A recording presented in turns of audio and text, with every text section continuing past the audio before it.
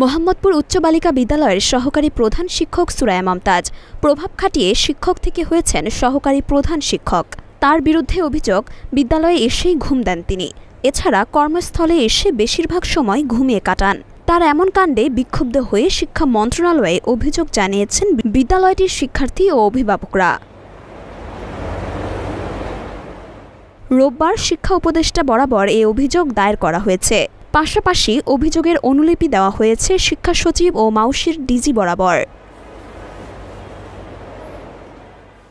শিক্ষা উপদেষ্টা বরাবর লেখা ওই অভিযোগে বলা হয়েছে, ১৯৫৮ সালে প্রতিষ্ঠিত মোহাম্মদপুর উচ্চ বালিকা বিদ্যালয়টি একটি ঐতিহ্যবাহী স্কুল।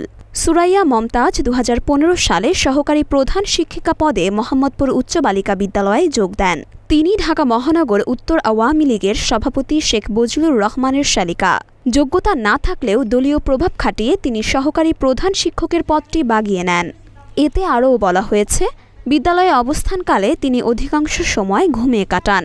তার ঘুমানোর প্রমাণ হিসেবে একাধিক ভিডিও সংরক্ষণ করা আছে।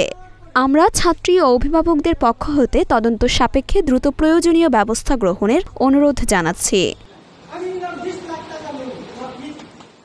নাম প্রকাশে অনিচ্ছুক এক অভিভাবক বলেন, তিনি বিদ্যালয়ে এসেই ঘুমান। তাদের বাচ্চাদের ক্লাসের সময়েও তাকে ঘুমিয়ে থাকতে দেখা যায়।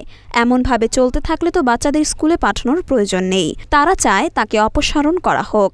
এদিকে অভিযুক্ত সেই শিক্ষিকাকে কল করা হলেও সংযোগ পাওয়া যায়নি। মরিয়ম মিম, ঢাকা পোস্ট।